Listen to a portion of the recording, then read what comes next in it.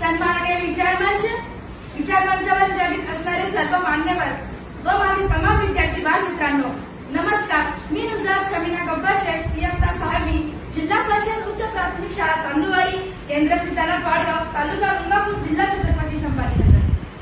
माझ्या मराठीची बोलू कौतुके, पर्यावरण नातेही पैजा जिंके, ऐसे अक्षरी रसिके मिळवी आणि म्हणूनच महाराष्ट्राची अस्मिता, मराठीचा अभिमान, मराठी मातेचा स्वाभिमान. पहा, भारत सरकारने मराठी भाषेस अभिजात भाषा म्हणून दर्जा दिला. तमाम महाराष्ट्रासाठी गौरवाची बाब आहे. म्हणून मी मराठी या मायबोलीतच माझे विचार मांडणार आहे. भारतभूमी सांगून जाते कलाम सरांची गाथा, भारतभूमी सांगून जाते कलाम सरांची गाथा. सर्व संकटांनी टेकविला त्यांच्या पुढे माथा, त्यांच्या पुढे माथा. कुटुंब गरीब, परिस्थिती बिकट, कुटुंब गरीब, परिस्थिती बिकट, आत्मविश्वासाने दूर केले अडचणींची वाट, अडचणींची वाट. सकारात्मकतेचे बीज रोपुनी घातली त्यास कार्यक्षमतेची पाणी, सकारात्मकतेचे बीज रोपुनी घातली त्यास कार्यक्षमतेची पाणी. जिंकले सर्व सकटुत्वाने परी दिसते साधी राहणी, परी दिसते साधी राहणी. अभिमान वाटे साऱ्यांना असे हे भारताचे थोर सुपुत्र भारत, महासत्ता होणार ह्यानेच रेखील सुंदर चित्र. भारताच्या मानाच्या तुलनेत रत्ने जरी अनेक, तरी कलाम सरांसारखे रत्न मात्र एकच. डॉक्टर APJ अब्दुल कलाम यांना मी विनम्र अभिवादन करते. प्रत्येक जण स्वप्न पाहतो, स्वप्न रंगवतो, परंतु स्वप्न सत्यात उतरविणारे, प्रयत्नाचे खरा कष्ट करणारे फारच थोडे असतात. भारत हा जागतिक महासत्ता बनेल असे स्वप्न सर्वप्रथम पाहणारे, साकार करण्याच्या उद्देशाने संपूर्ण आयुष्य देशासाठी वेचणारे Bharat Ratna doctor Abul Pakir Jainulabdeen Abdul Kalam. Doctor APJ Abdul Kalam यांच्या जयंतीच्या निमित्ताने वाचन क्रीडा दिन म्हणून संपूर्ण भारतात साजरा केला जातो. महापुरुष ऊर्जा स्रोत असतात. विज्ञानात ऊर्जा अक्षयतेचा सिद्धांत आहे. ऊर्जा निर्माण होत नाही, ऊर्जा नष्ट होत नाही, ऊर्जा फक्त ट्रान्सफर रूपांतरित होते. अर्थात ऊर्जा म्हणजेच प्रेरणा. तसेच महापुरुषांचे विचार असतात ते नष्ट होत नाही, ते सदैव प्रेरणादायी असतात. एका पिढीतून दुसऱ्या पिढीकडे येतात. म्हणून डॉक्टर APJ अब्दुल कलाम यांचे विचार सदैव प्रेरक आहे, मार्गदर्शक आहे. असं म्हणतात की पुस्तके वाचली की मस्तक सुधारते, ते कुणापुढेही नतमस्तक होत नाही. डॉक्टर APJ अब्दुल कलाम यांच्या जयंतीच्या निमित्ताने आयोजित तालुकास्तरीय वक्तृत्व स्पर्धा हे खऱ्या अर्थाने वाचन क्रीडा दिन औचित्य असावे असे मला वाटते.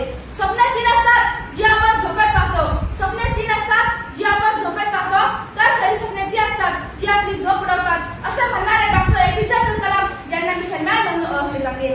त्यांचा जन्म 15 ऑक्टोबर 1931 रोजी तामिळनाडू राज्यातील रामेश्वरम या गावी झाला. त्यांचे वडील रामेश्वरम ते धनुष्कोडी दरम्यान यात्रेकरून होडी तुलने आणि करण्याचा व्यवसाय करत होते. काही काळ पेपर विकण्याचा व्यवसाय केला. त्यांनी रामनाथपुरम येथील माध्यमिक शिक्षण पूर्ण केले. पुढे तिरुचिरापल्ली येथील भौतिकशास्त्र विषयाची पदवी घेतली. त्यांनी वैमानिक अभियांत्रिकीचे एरोनॉटिकाचे शिक्षण घेतले. त्यासाठी अक्षरशः त्याच्या बहिणीचे दागिने गहाण ठेवावे लागले. तसेच अमेरिकेचे नासा या आंतरराष्ट्रीय संशोधन संस्थेत त्यांनी वैमानिक तंत्रज्ञानाचे 4 महिन्याचे प्रशिक्षण घेतले. ते आयुष्यभर अविवाहितच राहिले. शिक्षणानंतर भारताच्या संरक्षण संशोधन व विकास संस्था DRDO व भारतीय अंतराळ संशोधन संस्था ISRO इस्रोमध्ये त्यांनी आपल्या कार्याची इस्रो अंतर्गत ध्रुवीय उपग्रह प्रक्षेपण वाहन PSLVच्या विकासात त्यांनी महत्त्वपूर्ण योगदान दिले. तसेच त्यांच्या मार्गदर्शनाखाली रोहिणी, पृथ्वी, आकाश, त्रिशूल, नाग, ब्रह्मोस यासारखी विविध क्षेपणास्त्रे प्रक्षेपित करण्यात आली.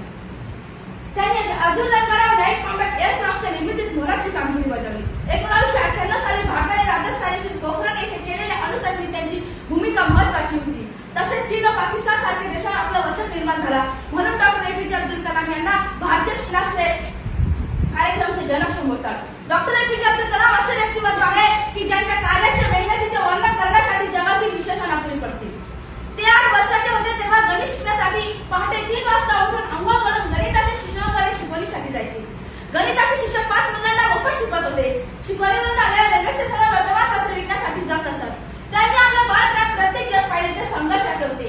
त्यांनी कधी हार नाही मानली, आपल्या स्वप्नांना कधी जिवंत सोडले नाही. ते नेहमी म्हणायचे, तुमच्या स्वप्नांना जिवंत सोडू नका, कारण ही स्वप्ने आहेत की जी तुम्हाला उंच आकाशी भरारी जिद्द व बळ देतात. जर तुम्हाला सूर्यासारखे चमकायचे असेल तर सूर्यासारखे जळावे लागेल. जर खरंच आपल्याला यशस्वी व्हायचे असेल तर त्यासाठी अथक निरंतर आणि हुशारीने परिश्रम करावे लागेल, स्वतःला झिजावे लागेल. शेवटी एक शेर होते, जीवन जीना आसान नहीं होता, बिना संघर्ष के कोई महान नहीं होता. जीवन जीना आसान नहीं होता, बिना संघर्ष के कोई महान नहीं होता. जब तक न पड़े दौड़ो कीचड़, पत्थर भी कभी भगवान नहीं होता, पत्थर भी कभी भगवान नहीं होता. ओ कलाम